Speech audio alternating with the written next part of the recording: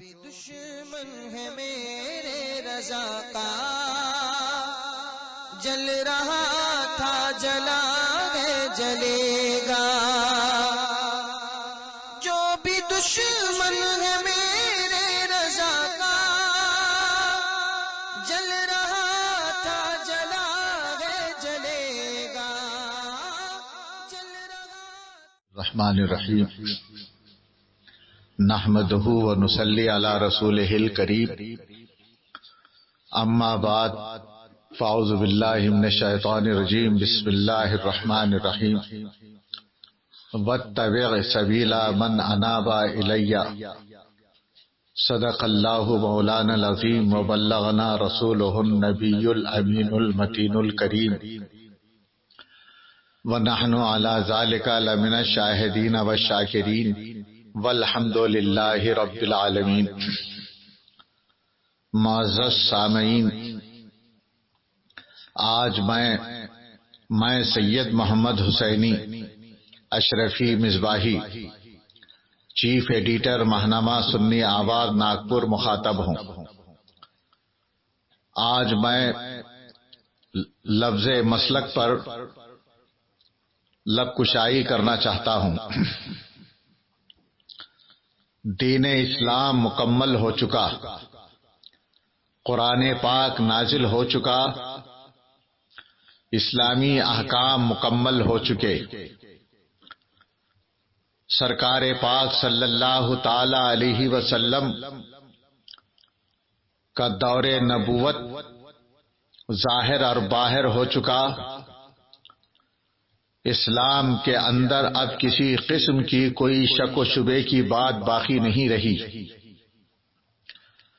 سورج سے زیادہ روشن اور عیاں ہو چکا، اسلامی حکام ظاہر ہو چکے، دین کو طاقت اور قوت اور غلبہ حاصل ہو چکا۔ اللہ تبارک و تعالیٰ نے دین کو طاقت اور قوت اور غلبہ بخش دیا۔ اللہ کی طرف سے جو کچھ بھی حاصل ہونا تھا، دین کو تقویت مل گئی۔ اب پھر اسلام مکمل ہو چکا۔ مزید برآں صحابہ کرام کا دور، تاریخی دور، دنیا جانتی ہے اسلام کی تقویت کے لیے تھا۔ دین اسلام کی طاقت اور قوت اور غلبے کے لیے تھا۔ وہ دور بھی ظاہر ہو چکا، وہ دور بھی مکمل ہو چکا۔ پھر یہ بات، دین اسلام جب مکمل ہو چکا تو مزید دین اسلام کو کسی ایک ذات کی طرف منسوب کرنے کی کیا ضرورت پیش آئی؟ مثلاً مسلک امام اعظم ابو حنیفہ، مسلک امام شافعی، مسلک امام احمد ابن حنبل، مسلک امام مالک، اس کی کیا ضرورت پیش آئی؟ دین تو مکمل ہو چکا تھا۔ دین اسلام کے بعد پھر کسی اور ذات کی طرف دین اسلام کو منسوب کرنے کی اب کیا ضرورت پیش آئی؟ تو ماننا پڑے گا، اچھا جب دین اسلام مکمل ہو چکا اور دین اسلام کو کسی اور ذات کی طرف منسوب کرنے کی نوبت آئی، کیا اہل بیت اطہار کی کمی تھی؟ امام حسین رضی اللہ تعالیٰ عنہ کی طرف منسوب کیا جاتا، امام زین العابدین رضی اللہ تعالیٰ عنہ کی طرف منسوب کیا جاتا، امام باقر رضی اللہ تعالیٰ عنہ کی طرف منسوب کیا جاتا دین، امام جعفر صادق رضی اللہ تعالیٰ عنہ کی طرف یہ دین منسوب کیا جاتا، امام زید مظلوم شہید کی طرف منسوب کیا جاتا، مسلک امام حسین کہلاتا، مسلک امام زین العابدین کہلاتا، مسلک یہ دین مسلک عابدی کہلاتا، یہ دین مسلک باقری کہلاتا، یہ دین مسلک جعفری کہلاتا، یہ دین مسلک زیدی کہلاتا۔ کیا ان حضرات کا نام، ان حضرات کی طرف منسوب کرنا دین کو نجات کے لیے کافی نہیں تھا؟ یہ ایک اہم بات ہے جس کی جس کی طرف جو میں اشارہ کر رہا ہوں، جس کو سمجھنا ضروری ہے. اب ان سب معتبر اور مستند اور اہم شخصیات کے ہوتے ہوئے لیکن یہ دین منسوب کیا جا رہا ہے ائمہ اربعہ رضی اللہ تعالیٰ عنہم کی طرف. ایسا کیوں ہوا؟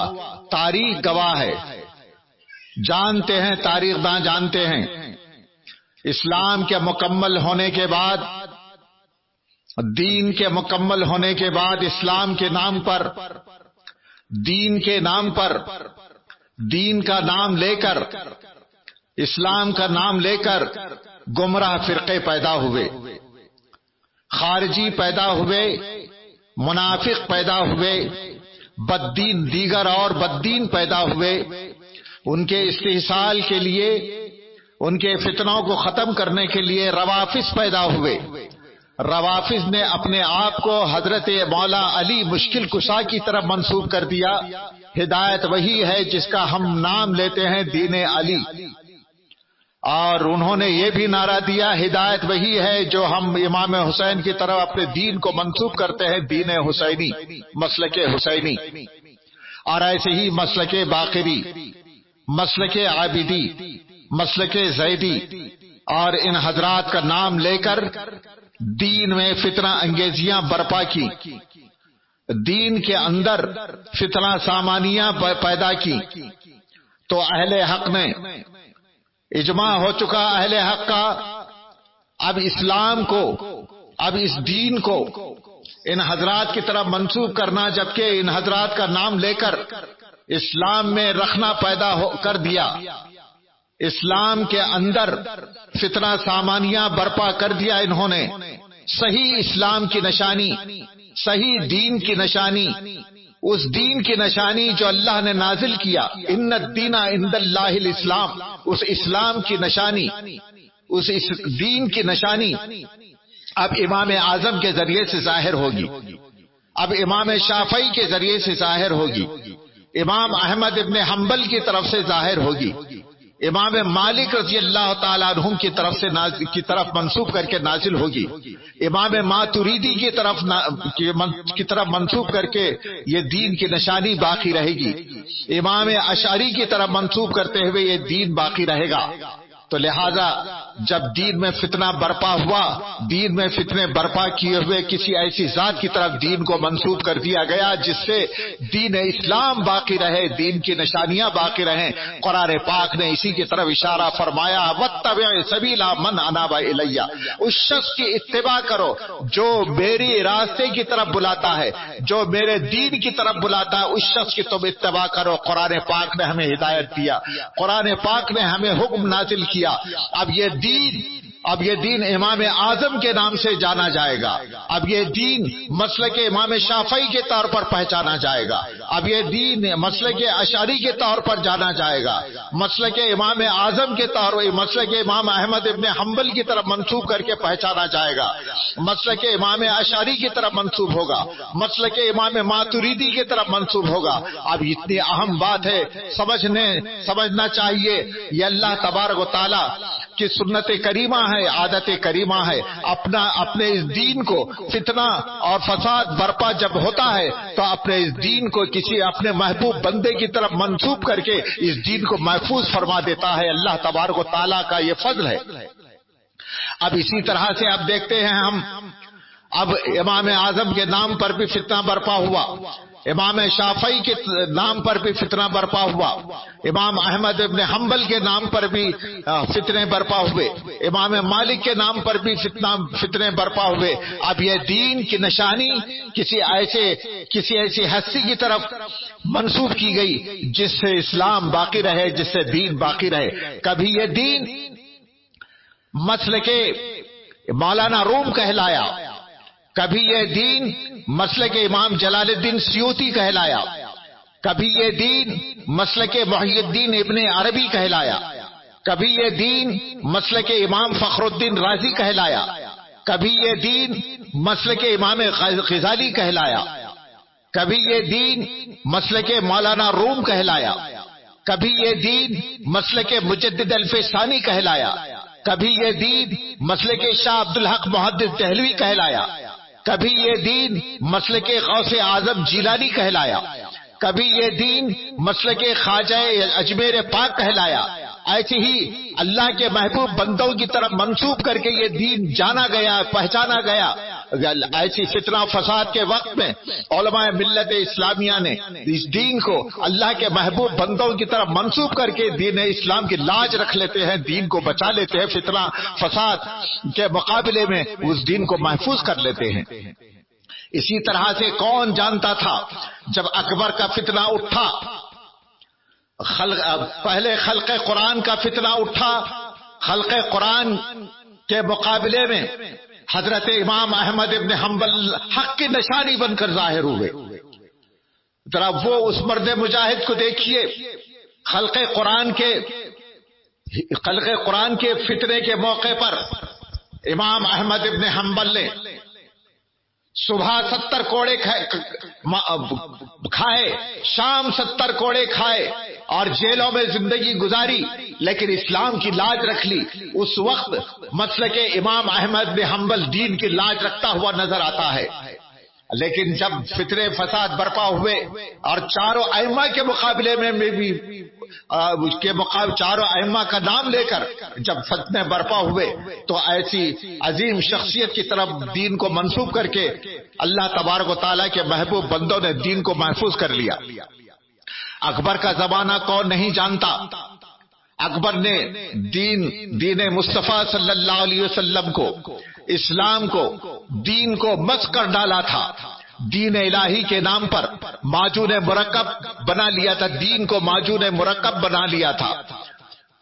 کچھ ہندوؤں سے اور کچھ سنسکرت سے، کچھ یہودیوں کی کتابوں سے، کچھ پارسیوں کی کتابوں سے، کچھ اسلام کا نام لے کر، قرآن کا نام لے کر تمام سے ملغوبہ بنا کر ایک ملغوبہ مذہب پیش کیا جس کا نام دین الہی تھا۔ حضرت سیدنا مجدد الفسانی ڈٹ گئے، حالانکہ وہ حنفی کہلاتا تھا، اکبر حنفی کہلاتا تھا اور ملا فضل حنفی کہلاتا تھا۔ اکبر کے پاس 9 رتن جو تھے وہ سب کے سب حنفی کہلاتے تھے، لیکن حنفیت کے نام پر پھر دین میں فتنہ برپا کیا۔ ملا فضل نے حنفیت کا نام لے کر دین میں فتنہ برپا کیا۔ ملا فضل اور دیگر 9 رتنوں نے، اکبر نے دین حنیف کا نام لے کر حنفی کہلا کر فتنے جب برپا کیے تو اللہ تبارک و تعالیٰ نے دین کی لاج رکھ لی۔ حنفیت کے نام ہی پر حضرت مجدد الفسانی اٹھے، دین اسلام کی لاج رکھا۔ شاہ عبدالحق محدث دہلوی حنفیت کے نام پر اٹھے، اسلام کی لاج رکھ لی، اور شاہ باقی باللہ اسلام کے نام پر، حنفیت کے نام پر اٹھے، اسلام کی لاج رکھ لی۔ یہ دستور ہمیشہ سے چلا آ رہا ہے، یہاں تک کہ میں صاف عرض کر دوں، ان سب مسالک پر تو کسی کا اعتراض نہیں، لیکن صرف اور صرف مسلک اعلیٰ حضرت پر اعتراض ہوتا ہے۔ اس کا میں جواب دینا چاہتا ہوں، مسلک اعلیٰ حضرت پر کیوں اعتراض کیا جاتا ہے؟ مسلک اعلیٰ حضرت پر اعتراض کرنے والے سن لے، چاہے وہ اشرفی سلسلے کے ہوں، چاہے وہ چشتی سلسلے کے ہوں، چاہے وہ قادری سلسلے کے ہوں، چاہے وہ ابوالعلائی سلسلے کے ہوں، نقشبندی سلسلے کے ہوں، یا دیگر اور سلاسل سے تعلق رکھتے ہوں، تو ان سب کو میں چیلنج کرنا چاہتا ہوں۔ تم کو صرف مسلک اعلیٰ حضرت سے کیوں چڑ ہے؟ اب میں بتاتا ہوں کہ مسلک اعلیٰ حضرت کیا ہے، سن لیجیے اچھی طرح سے۔ جب یہ بات تو طے ہو گئی، اللہ تبارک و تعالیٰ اپنے دین کی حفاظت اپنے کسی محبوب بندے کی طرف منسوب کر کے دین اسلام کو معروف کرواتا ہے اور دین اسلام کی لاج رکھ لیتا ہے، دین اسلام کو محفوظ فرماتا ہے۔ یہ اللہ تبارک و تعالیٰ کا کرم ہے۔ اللہ تبارک و تعالیٰ نے خود ارشاد فرمایا وَاتَّبِعْ سَبِيلَ مَنْ أَنَابَ إِلَيَّ۔ اب اس دین کی حفاظت اعلیٰ حضرت کے ذریعے سے مکمل ہو رہی ہے، دین کی حفاظت اعلیٰ حضرت کے ذریعے سے دلیل بنتی جا رہی ہے۔ مسلمانوں، کیا وہ دن تم نے نہیں دیکھا اسماعیلی فتنے کے مقابلے میں؟ اگرچہ شاہ عبدالحق محدث دہلوی نے بہت بڑا کارنامہ انجام دیا، لوگ یہ مشہور کرتے ہیں اور یہ لوگوں کو باور کراتے ہیں، اسماعیل کے مقابلے میں کیا شاہ عبدالحق صاحب محدث دہلوی کی قربانیاں بھلا دی جائیں؟ کیا شاہ عبد القادر صاحب بدایونی کی قربانیاں بھلا دی جائیں اور دیگر ائمہ اور فضلاء اور علماء کی قربانیاں بھلا دی جائیں؟ یقیناً میں سچ کہتا ہوں کہ بھلانے کے لائق ان کی خدمات نہیں ہیں، لیکن میں صاف بتانا چاہتا ہوں اسماعیل دہلوی کا جب فتنہ برپا ہوا، شاہ علامہ فضل خیر آبادی سرخیل جماعت کے طور پر ظاہر ہوئے اور انہیں ہم خراج عقیدت پیش کرتے ہیں۔ بہت بڑا فتنہ تھا اسماعیل دہلوی کا، جس کی سرگوبی کے لیے اللہ تبارک و تعالیٰ نے شاہ حضرت علامہ فضل خیر آبادی رحمت اللہ تعالی علیہ کو پیدا فرمایا، علامہ صدر الدین کو پیدا فرمایا اور دیگر علماء ملت اسلامیہ کو پیدا فرمایا، علامہ خیر الدین کو پیدا فرمایا، علامہ منور الدین کو پیدا فرمایا، دیگر علماء ملت اسلامیہ کو پیدا فرمایا۔ ان کی خدمات کو ہم بھلا نہیں سکتے، زمانہ خراج عقیدت پیش کرتا ہے۔ لیکن میں پوچھنا چاہتا ہوں کیا اسماعیل دہلوی کے فتنہ برپا ہونے کے بعد کیا فتنوں کا دروازہ بند ہوا؟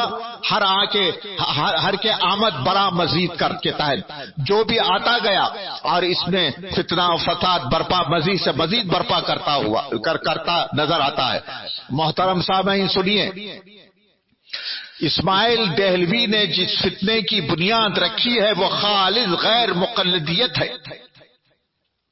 غیر مقلدیت بنیاد پر اس نے ان تمام امور کو جو دور صحابہ کرام رضی اللہ تعالی عنہم اجمعین سے لے کر اس دور تک جو امت کے چلے آ رہے تھے، اور ان سب کو یا اکثر کو شرک و حرام، کفر و بدعت کہہ کر مٹانا چاہا اور غیر مقلدیت کی بنیاد رکھی۔ غیر مقلدیت کا سد باب اور استحصال کیا اور اس کا دروازہ شاہ علامہ فضل خیر آبادی رحمت اللہ تعالی علیہ نے بہت کوشش کی بند کرنے کی، اور ان کے ساتھ دیگر ائمہ اور علماء رضی اللہ تعالی عنہم انہوں نے بڑی خدمات انجام دی۔ محترم سامعین، یہ فتنے رکے نہیں۔ اب یہ اسماعیل دہلوی کی تحریک کے جو خالص غیر مقلدیت کا فتنہ تھا، اب اس تحریک کے دو حصے ہو گئے۔ ایک حصہ غیر مقلدیت کا عدم تقلید کی بنیاد پر اور ایک حصہ تقلید کی بنیاد پر۔ اور تقلید کے بنیاد پر جو فتنہ برپا ہوا انتہائی خطرناک تھا۔ اسماعیل دہلوی بدنام ہونے لگا۔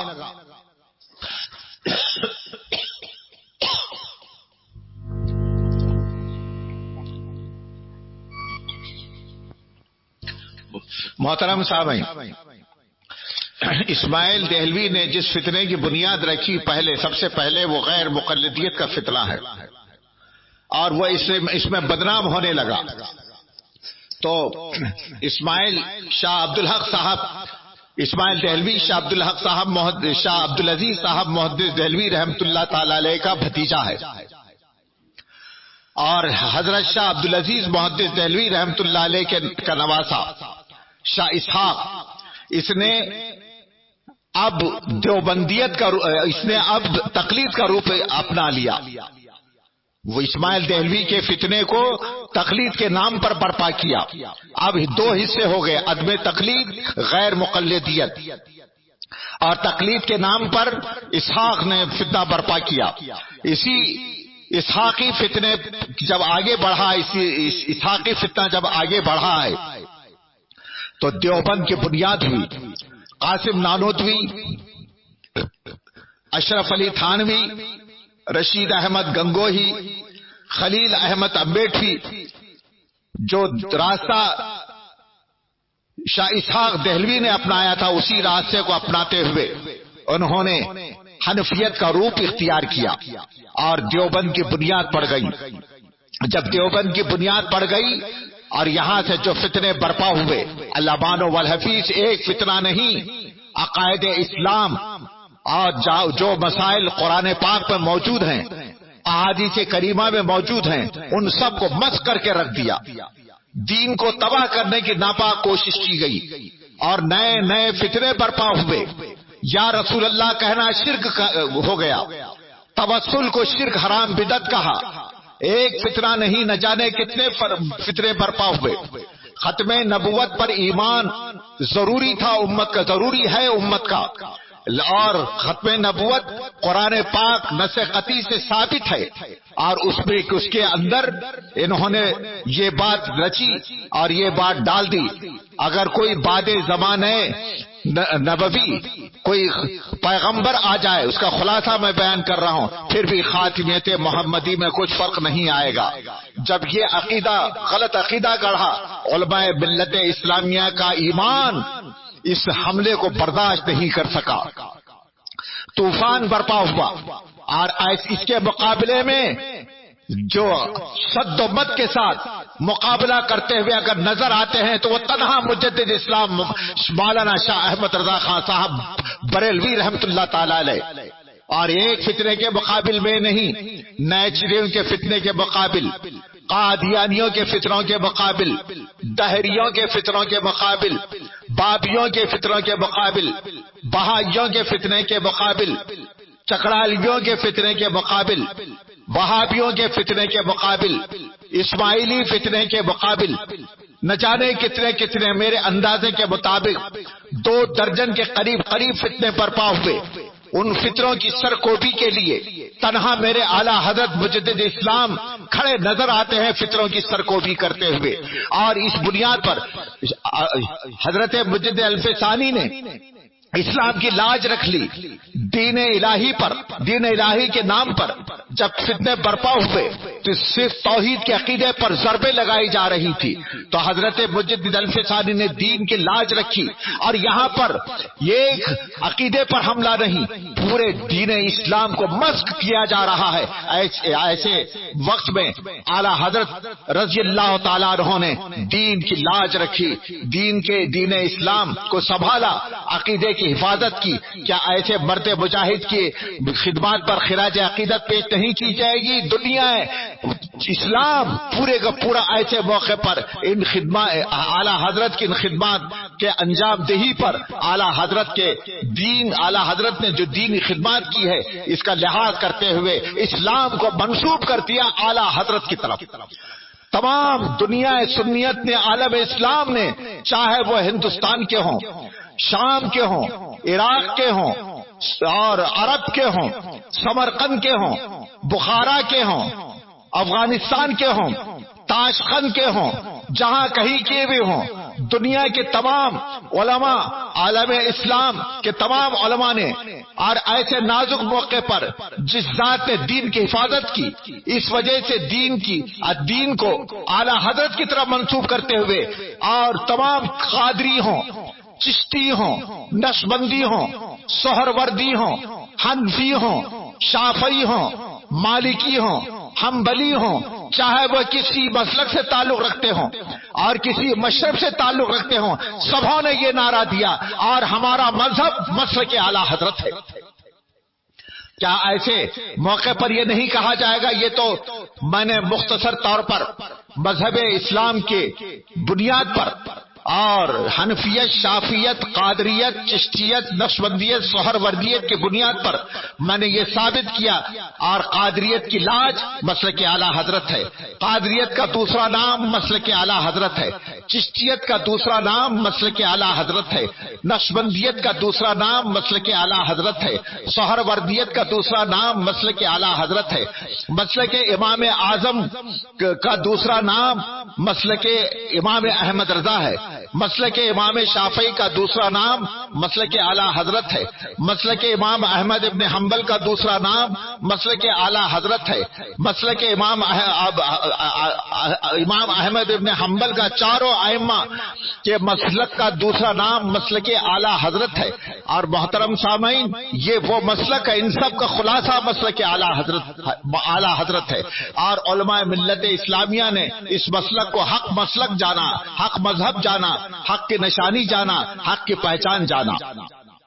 یہ تو ہم کہتے ہیں، لیکن ابھی ہم بظاہر دنیاوی کوٹ کی طرف جب ہم جاتے ہیں، دنیاوی مقدمات کی طرف ہم جاتے ہیں، کیسے کیسے مقدمات اس ہندوستان کے اندر قائم ہوئے، اس کی ایک نظیر، اس کی ایک مثال میں آپ کو گجرات ہائی کورٹ کی ایک مثال دینا چاہتا ہوں. اس کو غور سے سنیے.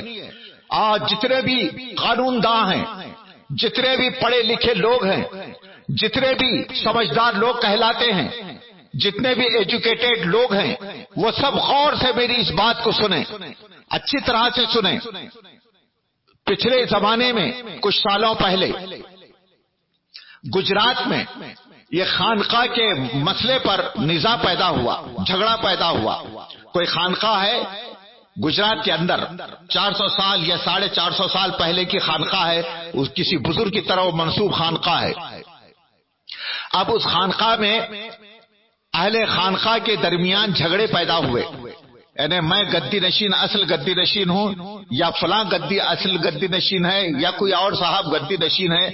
گدی نشین ہونے میں ان کے اندر جھگڑے پر جو اصل گدی نشین تھے انتقال ہوا، ان کے جانشین گدی نشین جو بنتے ہوئے نظر آ رہے ہیں ان کے اندر تنازع پیدا ہوا۔ تو یہ جھگڑا زیادہ بڑھا، بڑھتے بڑھتے یہ معاملہ وقف بورڈ میں گیا۔ وقف بورڈ چاہتا ہی ہے اس مسئلے کو ایسے موقع پر اپنا دست تصرف پھیرے، اب دست تطاول کے ذریعے سے اس کو جو ہے نا قبضے میں کر لیں، اس کا تو قاعدہ کلیہ یہی ہے۔ اسے وقف بورڈ نے فیصلہ دیا، اس کا فیصلہ ہونے تک اور تمام مقدموں کے فیصل ہونے تک اس کے اوپر قبضہ وقف بورڈ کا ہوگا۔ ایڈمنسٹریٹر وقف بورڈ نے قائم کیا اور یہ معاملہ چلا، ٹریبونل میں گیا یہ معاملہ، وہاں سے سیشن کورٹ میں گیا، پھر وہاں سے یہ معاملہ گجرات ہائی کورٹ پہ پہنچا۔ اب یہاں سے دیکھیے معاملہ، گجرات ہائی کورٹ ان کا پلے تھا، اہل خانقاہ کا پلے تھا، اہل خانقاہ کا ادعا تھا، اہل خانقاہ کا یہ کہنا تھا ہم سنی حنفی، ہماری خانقاہ ہے سنی حنفی ہم لوگ ہیں، اور سنی حنفی جو کہ یہ عقیدے ہیں، انہوں نے عقیدے بیان کیے، ہمارے یہ عقائد ہے، اور سنی حنفی ہماری خانقاہ کے یہ مسائل ہیں، انہوں نے مسائل بیان کیا، اپنے عقائد بیان کیا اور یہ ثابت کیا، اور اس پر وقف بورڈ کا قبضہ ہو چکا ہے، اور وقف بورڈ میں وہابی ہیں، اور وہابی ہمارے ان عقیدے کو وہ نہیں مانتے ہیں، اور ہمارے ان معمولات کو نہیں مانتے ہیں، اور جس کی وجہ سے 400 سال یا 450 سال سے جو ہمارے عقیدے چلے آ رہے ہیں، بلکہ عقیدے تو ہمارے وہی ہیں جو دور اول سے چلے آ رہے ہیں، اسلام کے عقیدے قرآن و حدیث کی روشنی میں جو عقیدے چلے آ رہے ہیں وہی عقیدے ہمارے ہیں، اہل خانقاہ کے ہیں، لیکن جو معمولات جو چلے آ رہے ہیں اتنے سینکڑوں سالوں سے، وہ معمولات کو بھی یہ نہیں مانتے ہیں، جس کی وجہ سے ہمارے اندر بہت بڑا خانقاہ کے اندر نقصان ہوگا، لہذا ہم کو ہمارا حق دلایا جائے، یہ ادعا تھا۔ اب یہ معاملہ ہائی کورٹ میں پہنچا، ہائی کورٹ میں جوائنٹ بینچ تھی، جسٹس دھرم ادھیکاری، اور جسٹس مچمدار جو جوائنٹ بینچ تھے۔ اب جب ان کے سامنے جب یہ معاملہ آیا، جسٹس دھرم ادھیکاری صاحب کہتے ہیں، اور وہ پہلے یہ کہتے ہیں کہ سنی کیا ہے، سنی کی تعریف خود ہی کوشچن کرتے ہیں، سنی کیا ہے، اور خود ہی جواب دیتے ہیں۔ سنی وہ ہے رسول اللہ صلی اللہ تعالی علیہ وسلم کے بعد ان کے پہلے خلیفہ، ان کے پہلے جانشین حضرت ابوبکر صدیق رضی اللہ تعالیٰ عنہ، اور ان کے بعد ان کے دوسرے خلیفہ جانشین حضرت عمر فاروق اعظم رضی اللہ تعالیٰ عنہ، ان کے بعد تیسرے خلیفہ حضرت عثمان غنی رضی اللہ تعالیٰ عنہ، ان کے بعد حضرت چوتھے خلیفہ حضرت مولا علی مشکل کشا رضی اللہ تعالیٰ عنہ نے جو عقائد، جو معمولات، جو اصول اور ضوابط مقرر کیے گئے، یہی اہل سنت و جماعت ہے اور یہی سنی ہے۔ اور جسٹس دھرم ادھیکاری کہتے ہیں کہ رسول اللہ صلی اللہ تعالی علیہ وسلم کے بعد حضرت ابوبکر صدیق کے زمانے میں فتنے فساد برپا ہوئے، اب فتنوں کا ذکر کر رہے ہیں، اب آگے چل کر اہل سنت و جماعت کی تخصیص کر دی چاروں خلفائے اعظام رضی اللہ تعالیٰ عنہم اجمعین. ہمارے اسلام کے چاروں خلفائے کرام رضی اللہ تعالیٰ عنہم اجمعین کی طرف اہل سنت کو منسوب کر دیا اور سنیت کو منسوب کر دیا، سنیت کی طرف منسوب کر دیا.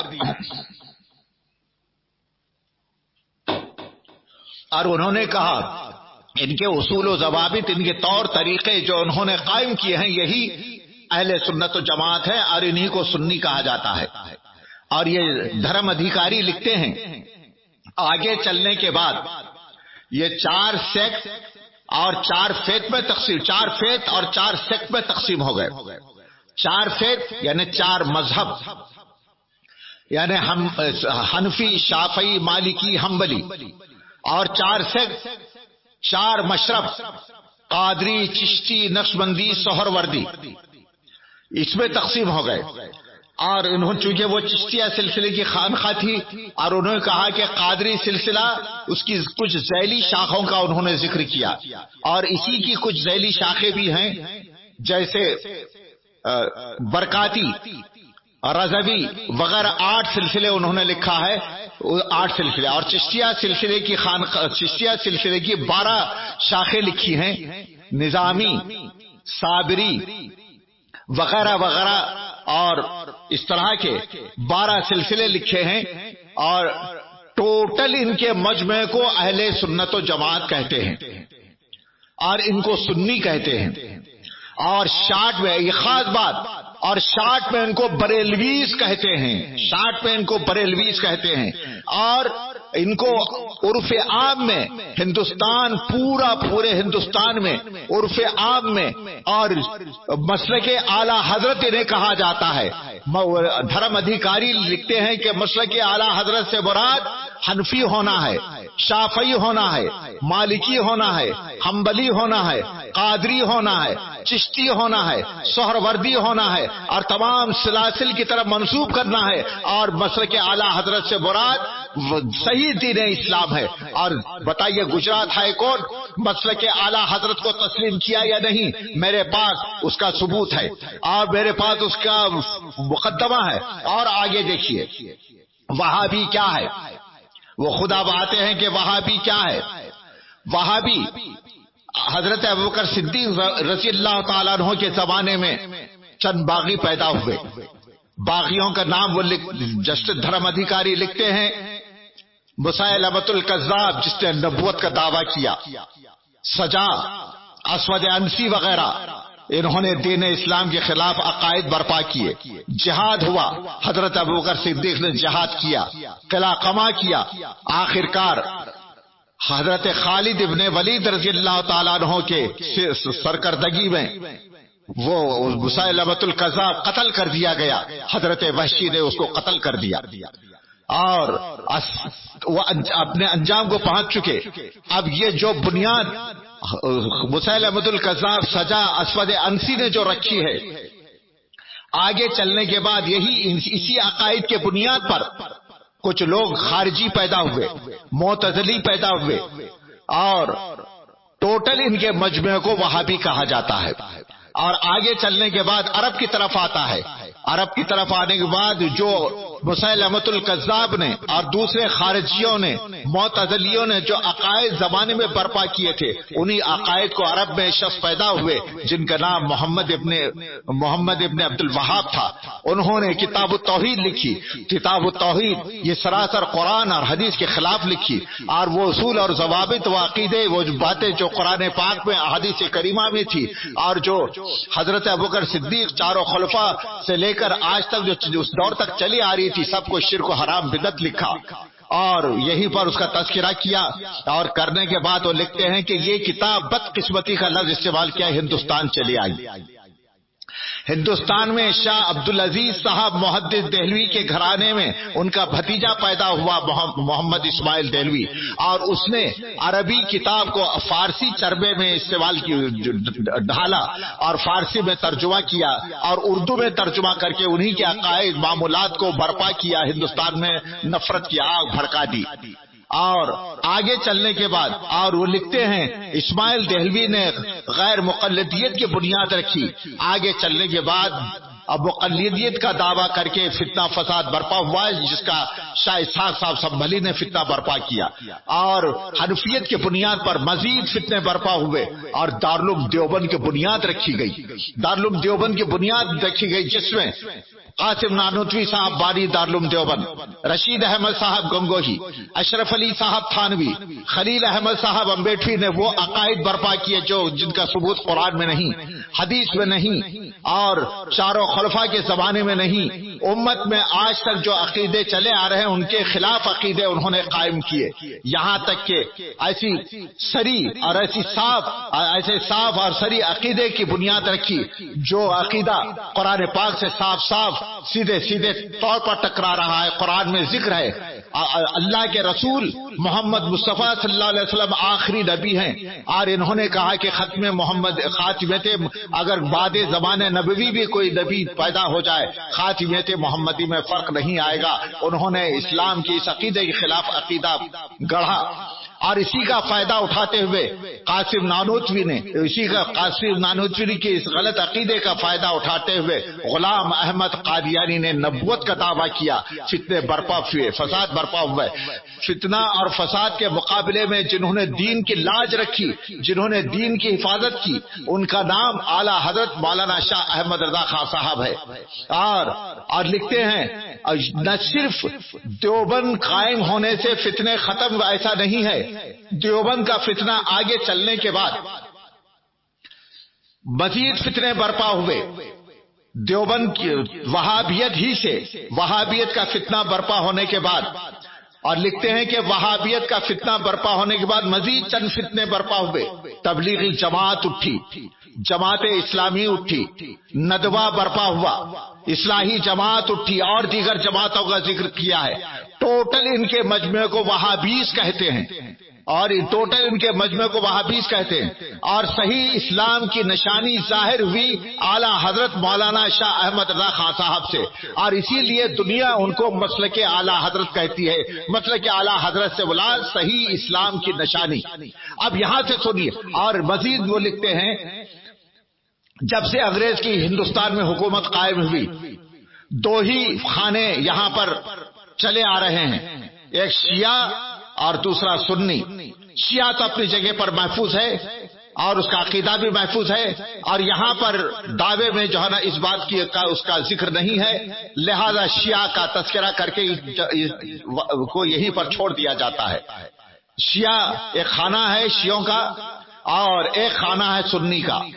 وہ لکھتے ہیں جسٹس دھرم ادھیکاری، سنی سے مراد وہ سنی جس کی تعریف ہم دور صحابہ سے کرتے ہوئے آئے ہیں، وہ سنی، اور چاہے وہ سنی ہو اور یا گورنمنٹ کی نظر میں سنی ہو، سب اس کے اندر سنی خانے میں داخل کیے جاتے ہیں، چاہے وہ بریلوی سنی ہو، دیوبندی سنی ہو، وہابی سنی ہو، اور قادیانی سنی ہو، یا تبلیغ جماعت والے سنی ہوں، یا ندوی سنی ہوں، یا جماعت اسلامی والے سنی کہلاتے ہوں، سب کے سب سنی خانے میں داخل کیے جاتے ہیں۔ اور گورنمنٹ وکیل کو کھڑا کر کے اور جسٹس دھرم ادھیکاری جسٹس مجمدار نے ڈانٹ کر کہا ہے اب وقت آ گیا ہے کہ 2 نہیں 3 خانے بنائے جائیں، لہذا 3 خانے بناؤ، اور میرے کورٹ میں ایفیڈیوٹ داخل کرو گے تم 3 خانے بناؤ گے کیا نہیں بناؤ گے، ایک سنی خانہ، ایک وہابی خانہ، شیعہ اپنی جگہ پر ہے، وہ اپنی جگہ پر رہے گا شیعہ، یعنی 3 خانے بناؤ، سنی، وہابی اور شیعہ، ان سب کو وہابی خانے میں ڈالو، اور سنی جو بریلوی ہوگا وہ خالص سنی بریلوی جو ہوگا اور سنیوں کے خانے میں داخل رہے گا۔ وہ لکھتا ہے high court, Gujarat high court لکھتا ہے 85% ہندوستان کے اندر درگاہیں، خانقاہیں، مساجد، مدارس، درسگاہیں اہل سنت و جماعت کی ہیں۔ اہل سنت و جماعت سے مراد جس کی تعریف ہم دور صحابہ سے لے کر اب تک کرتے ہوئے آئے ہیں، اور جس کو شارٹ میں مسلک اعلیٰ حضرت کہا جاتا ہے اور بریلویز کہا جاتا ہے، شارٹ میں جن کو بریلویز کہا جاتا ہے، اور ان سب کو سنی خانے میں جتنے بھی 85% جو ادارے ہیں سنی خانے میں رکھو، اور جو وہابیوں کے ادارے ہیں وہابی خانے میں رکھو، ایفیڈیوٹ داخل کرو۔ گورنمنٹ آف انڈیا کے وکیل نے ایفیڈیوٹ داخل کیا تھا، اور لیکن اس نے جو ہے نا عمل نہیں، گورنمنٹ آف انڈیا نے اس پر عمل نہیں کیا، اور میں نے اور حمید انجینئر صاحب نے اسی کو لے کر سپریم کورٹ ہم گئے۔ سپریم کورٹ میں ہم نے جانے کے بعد ہم بنایا، ہم نے پلان دیکھا پایا، یعنی مطلب کھچڑی بن چکی تھی، صرف ڈھکن کھولنا تھا۔ ہم سپریم کورٹ گئے اور ہم نے یہی دعویٰ کیا کہ گجرات ہائی کورٹ کے اندر گورنمنٹ آف انڈیا نے گورنمنٹ پیریڈ سے جو عہد لیا تھا اور عہد کیا ہے کہ ہم 3 خانے بنائیں گے، ابھی تک انہوں نے 3 خانے بنایا نہیں ہے، لہذا گورنمنٹ آف انڈیا کو تاکید کی جائے، آرڈر دیا جائے کہ 3 خانے بنائیں۔ اور یہ لے کر اور ہم گورنمنٹ سپریم کورٹ گئے، اور سپریم کورٹ میں جانے کے بعد ہم نے مقدمہ دائر کیا۔ یہ تو ہم پہلے ہندوستان میں پہلے ہیں، ہم سب سے پہلے میں اور حمید انجینئر صاحب کہ سپریم کورٹ میں داخلے کے گجرات ہائی کورٹ کے فیصلے کو تسلیم کرواؤ۔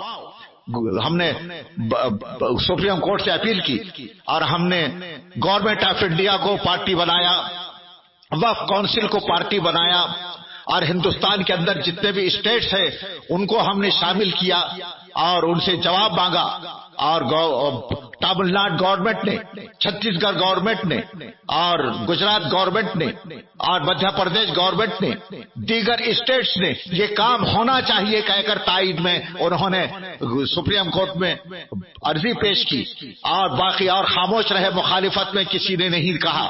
اور ہم نے کہا مقدمہ جب کچی پیشی ہوئی، اور کچی پیشی میں بڑھتی ایڈمٹ کیا جائے یا نہ کیا جائے مقدمے میں، اور اس کے اوپر سارا زور لگا کر ہم نے ایڈمٹ کروا لیا۔ ایڈمٹ کرنے والے میں ہم نے یہ خاص طور سے رکھا مذہب اسلام موجودہ دور میں، اور چاروں مسلک اور چاروں طریقت کے چاروں جو ہے نا سیکٹ مسلک اعلیٰ حضرت کی روشنی میں جانے مانے جاتے ہیں، جس کو شارٹ میں اہل سنت کہا جاتا ہے، جیسا گجرات ہائی کورٹ نے کہا ہے، اور سنی کہا جاتا ہے۔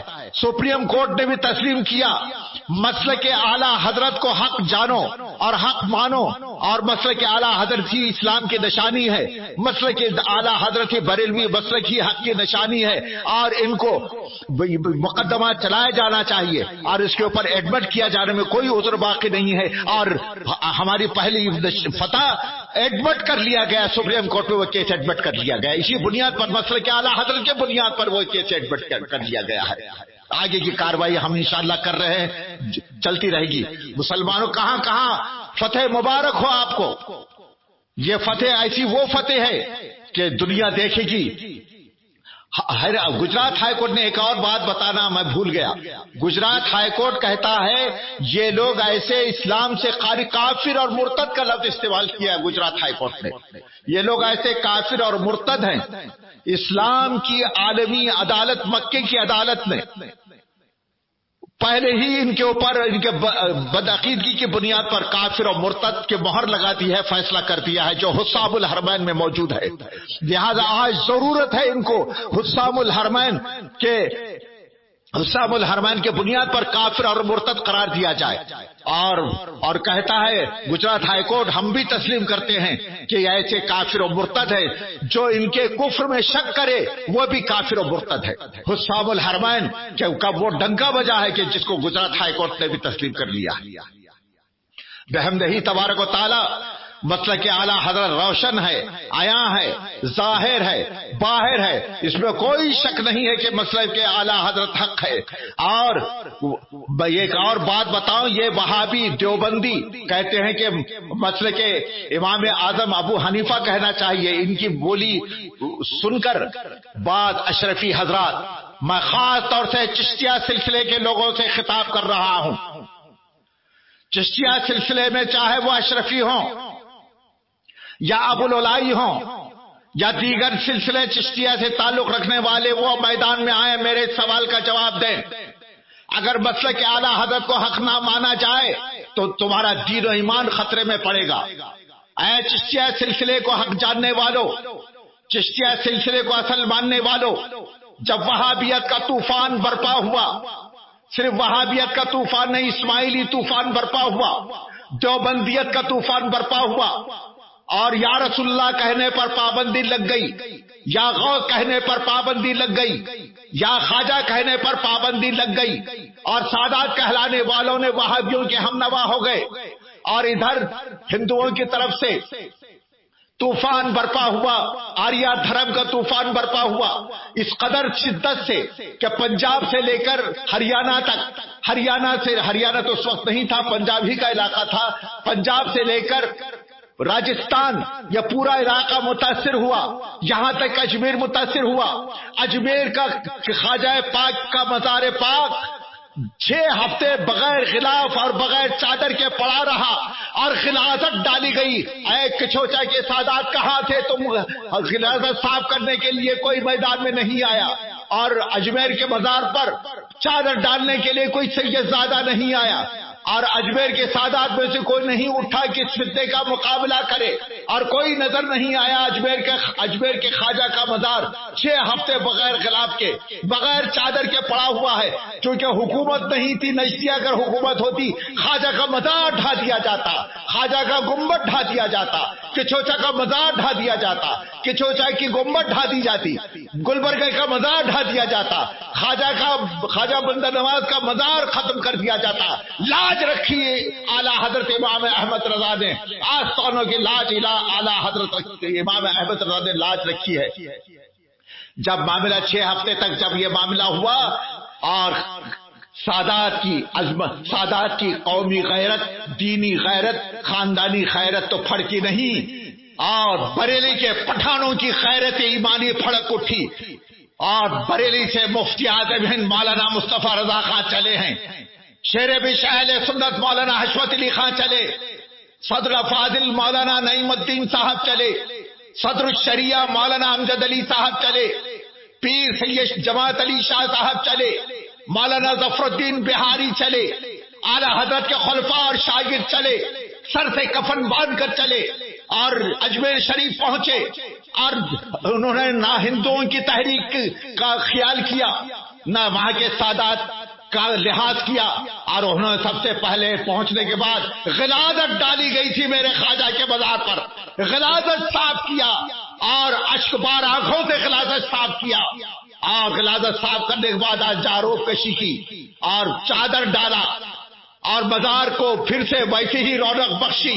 دنیا والوں سے کہا اے خواجہ سے دور بھاگنے والوں، وہابیت کے طوفان کی زد میں آ کر سادات بھی آ چکے تھے، اور وہاں کے خدام بھی آ چکے تھے، وہاں کے کارندے بھی آ چکے تھے، آواز یا اب آ جاؤ خواجہ کے مزار پر۔ اس کے بعد جو خواجہ کے مزار پر جو چادر ہے، خلاف ہے، آج تک باقی ہے۔ یہ صدقہ ہے میرے مفتی اعظم ہند کا، شیر بش اہل سنت کا، صدر فاضل کا۔ کیا تاریخ تم نے پڑھی نہیں؟ تاریخ کو کیوں بھلاتے ہو؟ کہاں ہو اشرفیوں؟ اس دور کو کیوں اور مسلمانوں، آج چاہے وہ اشرفی ہوں، چشتی ہوں، یہ چڑتے ہیں مسلک کے اعلیٰ حضرت کا نعرہ نہیں ہونا چاہیے۔ ارے محدث اعظم ہند نے مسلک کے اعلیٰ حضرت کا نعرہ لگایا ہے، شاہ علی حسین اشرفی میاں نے محدث اعظم ہند کے نانا ہوتے ہیں، انہوں نے مسلک کے اعلیٰ حضرت کا نعرہ لگایا ہے۔ سید شاہ احمد اشرف جو محدث اعظم ہند کے خسر اربابو ہیں، انہوں نے مسلک اعلیٰ حضرت کا نعرہ لگا۔ کہاں کہاں چڑھو گے؟ کس بات سے چڑھو گے؟ اور حقیقت یہ ہے، مان لو اعلیٰ حضرت کو، مسلک اعلیٰ حضرت کو حق مان لو، اسی میں تمہاری لاج ہے اور دنیا آخرت کی کامیابی ہے۔ اور ضمن ایک بات میں اور کہہ دوں، گجرات ہائی کورٹ نے لکھا ہے، عقیدے کا ذکر کیا، معمولات کا ذکر کیا۔ گجرات ہائی کورٹ جسٹس دھرم ادھیکاری صاحب لکھتے ہیں، عقیدہ دل کے اندر رہنے والی چیز ہے، پیشانی سے ظاہر نہیں ہوتی، اور معمولات ہیں جو ظاہر ہوتے ہیں، اور اہل سنت کے معمولات ہیں اور وہابیوں کے معمولات ہیں۔ اہل سنت کے معمولات وہ پہچانے جاتے ہیں، وہ نعرہ لگاتے ہیں، یا رسول اللہ کا نعرہ لگاتے ہیں، اور یا علی کا نعرہ لگاتے ہیں، یا حسین کا نعرہ لگاتے ہیں، یا غوث کا نعرہ لگاتے ہیں، یا خواجہ کا نعرہ لگاتے ہیں، یا امام کا نعرہ لگاتے ہیں، یا ولی کا نعرہ لگاتے ہیں، فاتحہ پڑھتے ہیں، نماز کے بعد صلاۃ و سلام پڑھتے ہیں، اور نماز سے پہلے جو اقامت کہی جاتی ہے بیٹھ کر سنتے ہیں، اور جمعے کی نماز مسجد کے باہر امام کے سامنے منبر کے سامنے اذان دیتے ہیں اور فاتحہ پڑھتے ہیں، صلاۃ و سلام پڑھتے ہیں. اور وہابی ان کو ناجائز حرام شرک و بدعت کہتے ہیں، اس کے ذریعے سے وہ وہابی ہونا پہچان میں آتا ہے، اور ان سب کی حفاظت کا نام مسلک اعلی حضرت ہے، سنی کہلانا ہے. دیکھیے کتنی واضح بیان. اور یہی بات ایک مقدمے میں کرناٹک ہائی کورٹ نے مسلک اعلی حضرت کہا ہے، چھتیس گڑھ ہائی کورٹ نے مسلک اعلی حضرت کہا ہے، الہ آباد ہائی کورٹ نے مسلک اعلی حضرت کہا ہے. اور اسی پر بس نہیں، افغانستان میں چلے جائیے، وہاں پر مسلک اعلی حضرت کے نعرے لگ رہے ہیں. تاشقند میں جائیے، مسلک اعلی حضرت کے نعرے لگ رہے ہیں. سمرقند میں جائیے، مسلک اعلی حضرت کے نعرے لگ رہے ہیں. عرب میں جائیے، مسلک اعلی حضرت کے نعرے لگ رہے ہیں. مصر میں جائیے، مسلک اعلی حضرت کے نعرے لگ رہے ہیں. بحرین میں جائیے، مسلک اعلی حضرت کے نعرے لگ رہے ہیں. اور چہار داغ عالم میں مسلک اعلی حضرت حق ہونے کے نعرے لگ رہے ہیں. تمہیں کیوں چڑھے؟ یہ وہابیوں کی سازش ہے. وہابیوں نے تم کو خرید لیا ہے، تمہارے ضمیر کو خرید لیا ہے. لاہور پڑھیے، وہابیت کے رئیس جو کچھ بھی انہوں نے حملہ کیا ہے آپ پر، لاہور پڑھ کر ان کو دور کر دیجئے اور مسلک اعلی حضرت حق ہونے کا اعلان کر دیجئے. اسی میں راہ نجات ہے. وما علینا الا البلاغ. مسلک اعلی حضرت کا نعرہ لگ رہا ہے، ہمیشہ لگے گا. مسلک